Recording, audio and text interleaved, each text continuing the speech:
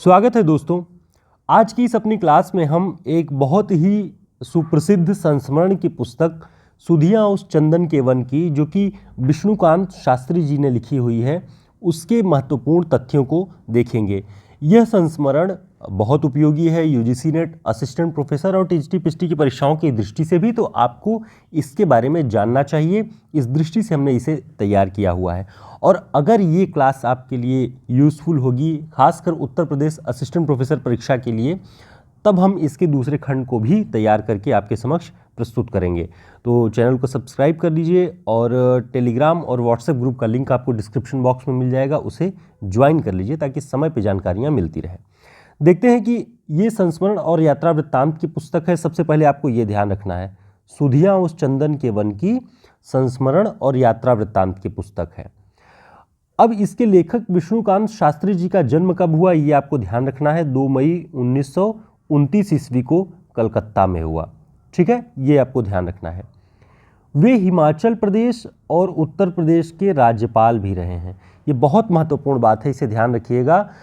चूँकि UP higher की परीक्षा होने वाली है, तो उसमें ये उत्तर प्रदेश के राज्यपाल भी रहे हैं। कब से कब तक रहे हैं? 1999 से 2004 तक रहे हैं।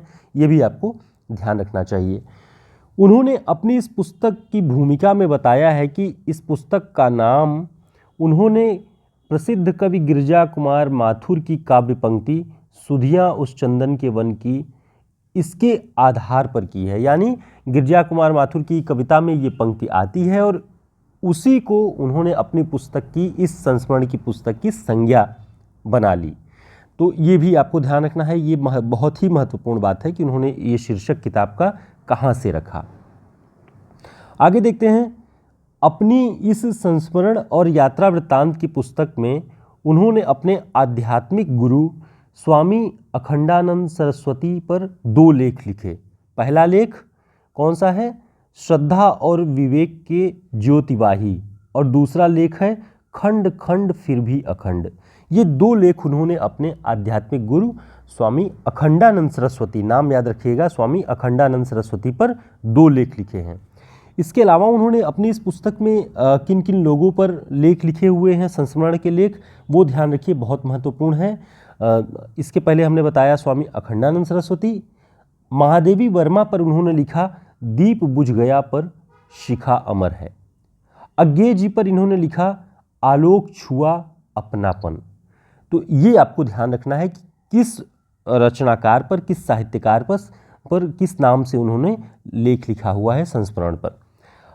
आचार्य हजारी प्रसाद द्विवेदी जी पर उन्होंने लिखा कि फूल की पहचान सरल सुवास केवल। देवेंद्रनाथ शर्मा पर उन्होंने वाग्मी विद्वता की साकार मूर्ति नाम से संस्मरण लेख लिखा। नामवर सिंह पर उन्होंने लिखा कि रणनीति को वरीयता। तो कभी भी ऑप्शन में जब पूछा जाएगा कि सुधियाँ उस चंदन के वन की, इसमें रणनीति को वरीयता नाम से विष्णुकांत शास्त्री जी ने किससे संबंधित लेख लिखा है, संस्मरण लेख? तो नामवर सिंह पर लिखा है। अन्य के बारे में भी इसी तरीके से आप तार्किक रूप से तैयार रखिएगा। ये वाला जो लेख है, इसके बारे में महत्वपूर्ण बात यह है कि विष्णुकांत शास्त्री जी के पिता का नाम पंडित गांगेय नरोत्तम शास्त्री था और उन पर भी उन्होंने इस पुस्तक में लेख लिखा कि पास रहते हुए भी दूर। इस शीर्षक से उन्होंने अपने पिता पंडित गांगेय नरोत्तम शास्त्री पर लेख लिखा हुआ है। हिंदी के वरिष्ठ साहित्यकार उमाशंकर जोशी पर उन्होंने जो संस्मरण लेख लिखा, उसका नाम दिया भारतीय साहित्य के प्रज्ञा पुरुष। तो पुस्तकों के भीतर जो शीर्षक हैं जिन भी रचनाकारों से संबंधित, वो बहुत महत्वपूर्ण हैं। उत्तर प्रदेश उच्चतर शिक्षा सेवा आयोग की असिस्टेंट प्रोफेसर की परीक्षा में इस तरह से पूछता है, इसलिए ध्यान रखिएगा। उन्होंने इसी पुस्तक में यात्रा की भी, चूँकि ऊपर लिखा गया है कि संस्मरण और यात्रा वृत्तांत की पुस्तक, तो यात्रा से संबंधित जो लेख है वो भागवत भूमि उत्तर यात्रा नाम से इसमें यात्रा का वर्णन है। तो इस तरह के सभी आपको जो नोट्स है वो धीरे धीरे हम आपके लिए उपलब्ध कराएंगे, जो कि उत्तर प्रदेश के असिस्टेंट प्रोफेसर परीक्षा के सिलेबस पर होगा और 1 जनवरी से वो आप सभी के लिए उपलब्ध हो जाएगा। और हमारा ये हिंदी साहित्य का शॉर्ट नोट्स, इसमें हिंदी साहित्य का इतिहास, भाषा विज्ञान, काव्यशास्त्र, पुरस्कार और प्रैक्टिस सेट, साथ ही 35 बड़े रचनाकारों पर समग्र रूप से जो उनसे प्रश्न पूछे जाते हैं वन लाइनर रूप में, उसका कलेक्शन है। हमारे व्हाट्सएप नंबर पर संपर्क करके आप इसे प्रिंट नोट्स ऑर्डर कर सकते हैं। टोटल इसमें 170 पेज है।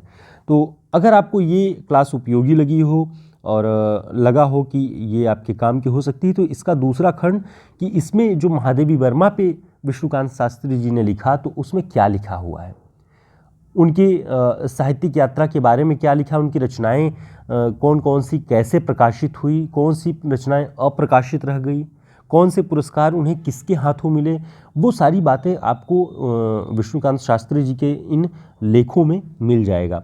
उम्मीद है आपके लिए आने वाली कक्षाएं भी उपयोगी हों, और जो भी हमारा प्रयास आपको जिस भी तरीके से लगता है सराहनीय हो या किसी चीज़ की इसमें कमी हो, तो आप कमेंट करके ज़रूर बताएं।